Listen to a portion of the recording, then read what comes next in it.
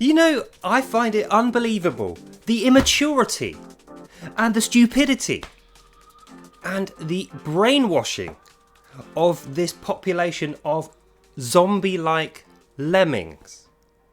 Like, it's all the way through. It's like endemic, a root evil. From the lowest moron on the street who knows nothing, all the way up even to people like President Zelenskyy and his minions.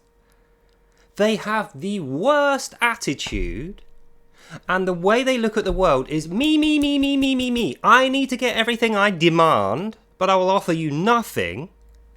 And during the process of deliberating, discussing, negotiating for these things, they just act like petty toddlers, petulant children. This is adults. We're talking about a war. People are dying. And we're talking about the future of the world in terms of peace between nations. This guy turns up in a t-shirt, biting his lip, shaking his head, crossing his arms, swearing under his breath, lying, didn't even mention the agreement. There was no chance he was there to sign it like he had said he was. And that is the reason why we have so many social problems in this country as well as in Ukraine and across the world. People have to realise, okay, it is not always politicians, police, army guys, the WEF puppets. These are all, look, there are arseholes in the world. We know that. The world is full of these evil people who are selfish. But at some point, people have to take responsibility for their own part in things. Now, I see too much of this. I just hate it. When I see this petulance, this pride, it sickens me.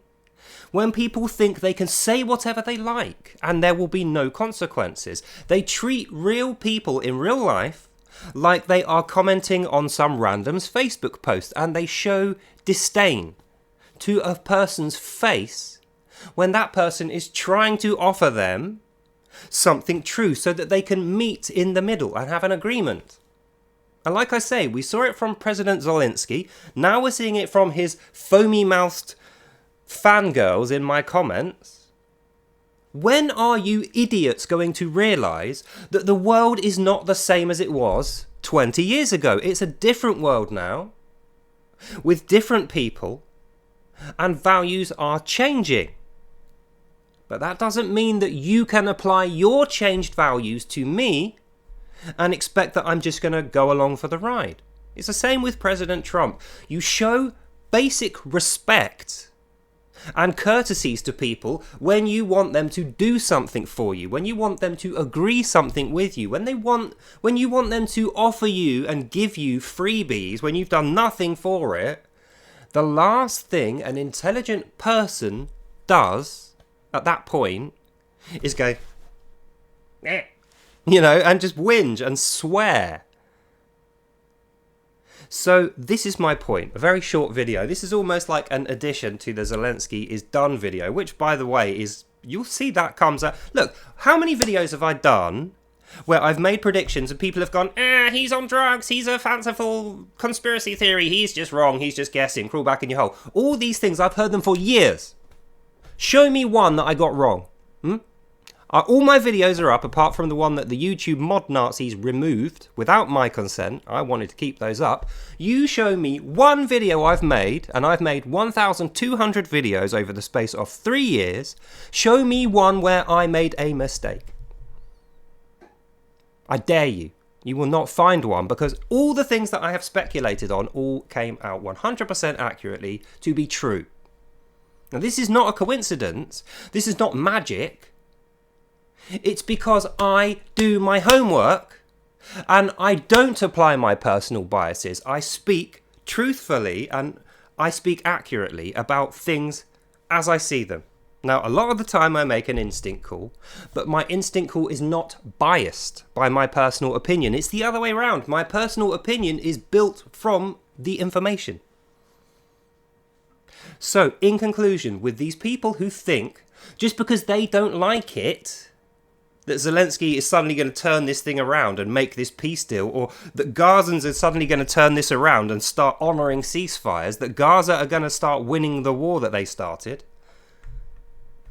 Folding your arms and pouting and deriding people who are trying to give you truths. Now, you don't like these truths. We know that. You don't like to hear the truth because it doesn't agree with your little preset bias. But it is true nonetheless. And let's not forget, facts don't give a shit about your feelings. They are true anyway. So that's what I want people to consider. There are two sides to every argument. In this case, there is Gaza and there is Israel, and in the other case, there is Ukraine and there is Russia. And in both of those cases, there is a mediator in the middle who has to remain fair, non-biased, and objectively assess both sides. So Trump can't very well wade in to the open arms of Zelenskyy and say, Putin's a terrorist, Russia's terrible, we're going to give you everything you want and Russia's going to get nothing. That is not a peace agreement. That is a war cry. The whole point in Trump being there is to end the war. These stupid questions Zelenskyy's team come out with. What if Russia break the ceasefire? Well, here's an idea. Let's get a ceasefire on the go first, i.e. sign this, and then we'll have a ceasefire. Then we can take the problems as they come, like what would happen if one of the sides breaks the ceasefire. At the moment, there is no ceasefire. There is war, which is why Zelenskyy was there to sign the ceasefire deal. But he didn't. He failed. He screwed it. Screwed the pooch and he left.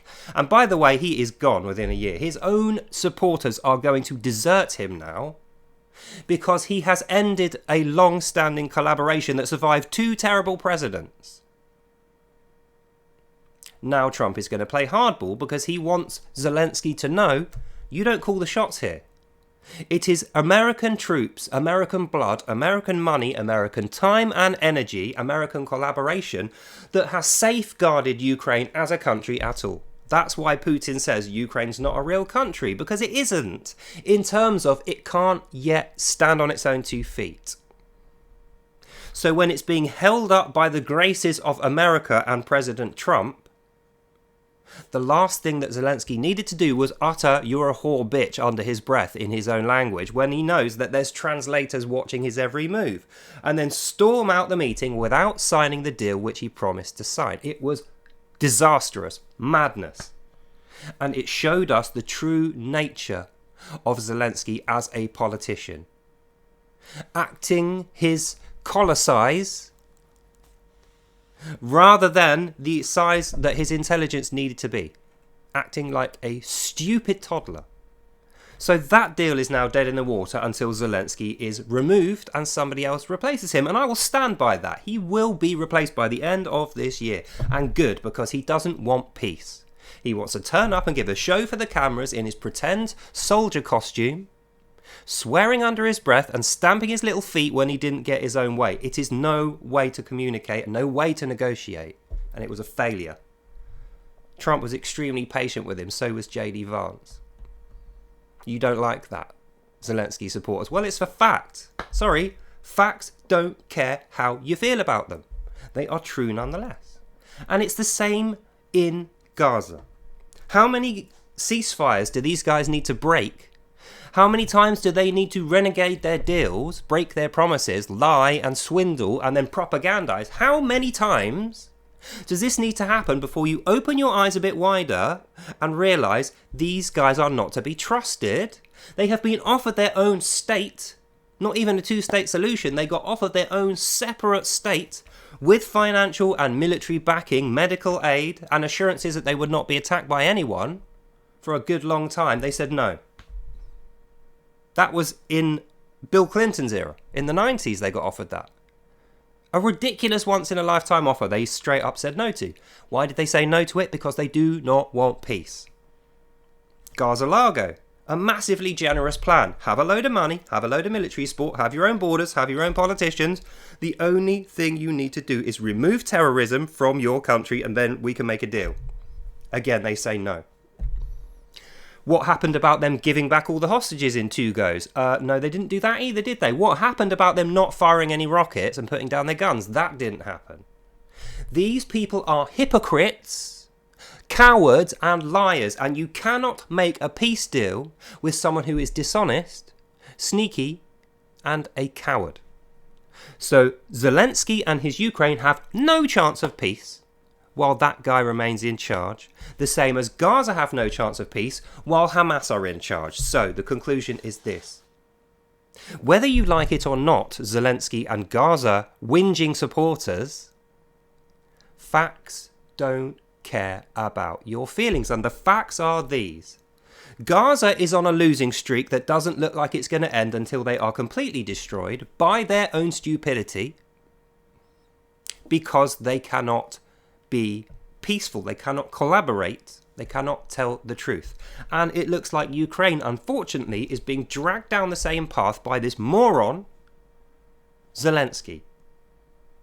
And the only reason Ukraine is still able to stand up at all alongside the huge military of Russia is because Trump has got Putin on a lead and is supporting Ukraine with aid and military funding. And trust me, if that ever stopped, within days, Ukraine would be no more. He needs to remember that. And the Gazans need to remember that. Without Israel flooding them with aid and allowing them to exist, they would not. And that's what we're going to see now, because they failed to give back the hostages. They failed to come through with their bargains. They failed to be peaceful because of their stupid, brain-dead cult ideology of Islam. Now they're looking down the barrel at certain defeat and death. It's a fact. And like I say, it doesn't care about how you feel. That is what we're looking at here. So why don't all these people who are whinging at the end of their keyboards get real? Take the fluff out of your ears, uncover your eyes, get your head out of the sand and realise this world is different from the one that you last looked at. When you last had a clue, that world does not any longer exist. But the people who are leading the new world, trying to create some semblance of civility and reasonability, who want peace, still have airs, graces and courtesies and expect the same thing in return. That is how you negotiate. Not with bias, not with petulance like a silly toddler.